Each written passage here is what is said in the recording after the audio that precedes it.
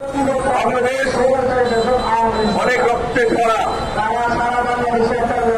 হিন্দু, মুসলিম, বৌদ্ধ, খ্রিস্টান, আদিবাসী, নৃগোষ্ঠী এদের অনেক আত্মত্যাগ সংগ্রামের বিনিময়ে অর্জিত একটি বাংলাদেশ আমাদের পেয়েছে উপহার। এই বাংলাদেশ হাজার বছরের। আমার এখানে আমাদের যে জন্ম হয়েছে এই মাটি, এই মা, এই জন্মভূমি আমাদের রক্তের সাথে মিশে একাকার হয়ে আছে। এই বাংলাদেশ আমাদের সকলের। এখানে প্রতিটি মানুষের, প্রতিটি নাগরিকের জন্মগত অধিকার রয়েছে। আমাদের এখানে শান্তিতে, সুখে, অন্যান্য সকল সম্প্রদায়ের সাথে নিজস্ব অধিকার নিয়ে, স্বকীয়তা নিয়ে, আমাদের ধর্মীয় ঐতিহ্য নিয়ে সকলের সাথে সহাবস্থান করা। আমরা বরাবরই বাংলাদেশের সংখ্যাগরিষ্ঠ খ্রিস্টান সম্প্রদায় শান্তিপ্রিয়, ঐক্যবদ্ধ এবং এই জাতির সকলের সাথে আমরা হাতে হাত মিলিয়ে একাত্ম হয়ে এই জাতির উন্নয়নে কাজ করে যাচ্ছি। আমাদের পুরোহিত, আমাদের সিস্টার, আমাদের সকলে আমরা আমাদের শিক্ষা, সেবা, স্বাস্থ্য সকল ক্ষেত্রে আমরা উন্নয়ন হয়ে যাচ্ছি এবং আমরা চাই এই বাংলাদেশ সবার প্রাণের, সবার আমাদের যেন একটা সুন্দর আবাসস্থল হয়ে আছে। সারা বিশ্বে সকল ধর্মের মানুষ, বিভিন্ন ধর্মের মানুষ তাদের সক্রিয়তা নিয়ে বাস করছে। তাদের ধর্মচর্চা, তাদের প্রতিষ্ঠানগুলো রক্ষা করার দায়িত্ব আছে। আমাদের সংবিধানে আমাদের এই ধর্মীয় প্রতিষ্ঠানগুলো রক্ষা করার দায়িত্ব রয়েছে রাষ্ট্রের।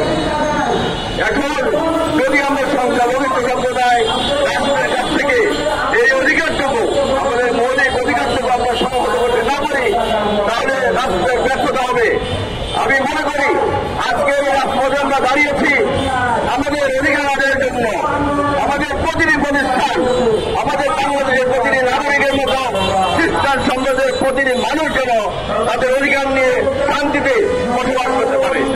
আমাদের পরবর্তী প্রজন্ম এদেশে থাকবে, তারা বক্ষণীয় থাকবে, তাদের শিক্ষা, সংস্কৃতি, ধর্মচর্চা নির্বিঘ্ন করে যাবে। রাষ্ট্রের কাছে আমাদের দাবি। সম্প্রতি আমাদের কয়েকটি চার্চে, আমাদের ধর্মীয় প্রতিষ্ঠানে, ইভেন ব্যক্তিগতভাবে কয়েকজন আমাদের সংখ্যালঘু লোকদের উপর আক্রমণ হয়েছে, চার্চে বোমা হামলা হয়েছে, ককটেল হামলা হয়েছে। এটা কিসের ইঙ্গিত বহন করে? স্বাধীনতার 50 বছর পরে স্বাধীনতার সংগ্রামে আমাদের বাংলাদেশের খ্রিস্টান সমাজের ভূমিকা ছিল অত্যন্ত উজ্জ্বল। এই দেশে আমরা 54 বছর পরে দেখতে চাই না, জানতে চাই না, শুনতে চাই না আমাদের ধর্মীয় প্রতিষ্ঠানে কোনো হামলা হয়েছে। এটা কিসের ইঙ্গিত? আমি মনে করি রাষ্ট্রের দায়িত্ব রয়েছে এটাকে সমূলে উৎপাদন করা, এটা সুষ্ঠু তদন্ত করা। আমাদের মানিয়ার বোমা হামলা হয়েছে, সেটার সুষ্ঠু ন্যায় বিচার আমরা আজ পাইনি। বিচার যদি মানুষ না পায়, সেই বিচারহীনতার সংস্কৃতি মানুষকে, জাতিকে ধ্বংস করে এক সময়। কারণ পাশের ঘরে আগুন লাগলে নিজের ঘরে কোনোদিন নিরাপদ থাকে না। এই বাংলাদেশের খ্রিস্টান সমাজে আমরা বাংলাদেশে সংখ্যালঘিষ্ঠ হলেও আমরা বিশ্বে অনেক দেশে আমরা সংখ্যাগরিষ্ঠ। সেখানে অন্যান্য ধর্মের লোকেরা যেমন বুক ফুলিয়ে থাকে, তাদের অধিকার নিয়ে বসবাস করে, তারা শান্তিতে থাকে, এদেশ থেকে চলে গিয়ে তারা সন্তান সন্ততি আছে। আমরা বাংলাদেশে সেভাবে বসবাস করতে চাই। আমরা এই বাংলাদেশে আছি, হাজার বছরের সংস্কৃতি নিয়ে আছি। আমাদের এই দেশে পূর্বপুরুষরা ছিল, তাদের অধিকার নিয়ে বসবাস করেছে। এরকম ঘটনা আগে কোনোদিন হয়নি। আমরা এদেশে থাকতে চাই, এদেশে আমাদের অধিকার রক্ষার দায়িত্ব রাখতে হয়েছে। আমরা ব্যক্ত করতে এবং আহত রাখতে চাই। আমাদের প্রতিটি চার্চে যে বোমা হামলা হয়েছে, এই ন্যাক্কারজনক হামলার, এই বর্বরচিত হামলার তীব্র নিন্দা জ্ঞাপন করি।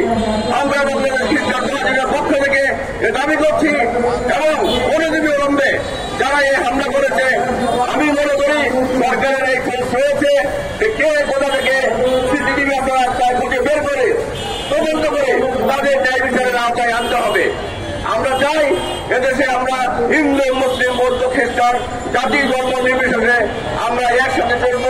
এদেশের উন্নয়নে, এদেশকে বিশ্বের সবার উপরে আমরা স্থান দিতে চাই। আমি আবারও এই ন্যাক্কারজনক ঘটনার সুষ্ঠু তদন্ত আমি তীব্র প্রতিবাদ জানি এবং আমি এই ঘটনা যেন আর পুনরাবৃত্তি না ঘটে। আমাদের বাংলাদেশে প্রতিটি খ্রিস্টান নাগরিকের, প্রতিটি প্রতিষ্ঠানের আমরা নিরাপত্তা চাই। যদি তা দিতে ব্যর্থ হয় রাষ্ট্রকে তার জবাব দিতে হবে। আমরা মনে করি আজকের বিশ্বে, উন্মুক্ত বিশ্বে কোনো কিছুই গোপন করা যাবে না। আমাদের দেশ পারলে আমরা অন্য দেশে যাব, যেখানে কেউ না কেউ সংখ্যাগরিষ্ঠ হবে, কেউ না কেউ সংখ্যালঘিষ্ঠ হবে। সুতরাং আমি মনে করি আমাদের নিরাপত্তা দিলে, খ্রিস্টান সম্প্রদায়ের বাংলাদেশের নিরাপত্তা দিলে বিশ্বে বাংলাদেশের ভাবমূল্য উজ্জ্বল হবে। সব মানুষ বাংলাদেশের উপর তাকিয়ে দেখবে এদের একটা সাম্প্রদায়িক সম্প্রীতির একটা উজ্জ্বল দৃষ্টান্ত। এই দৃষ্টান্ত স্থাপন করে রাষ্ট্রের কাছে আবারও এই মহাবর্জ হত্যাজনক হামলার তীব্র প্রতিবাদ করছি, নিন্দা জ্ঞাপন করছি এবং অবিলম্বে দোষী ব্যক্তিদের শাস্তি আনার দাবি করছি। এই বলে আমি আমার বক্তব্য শেষ করছি।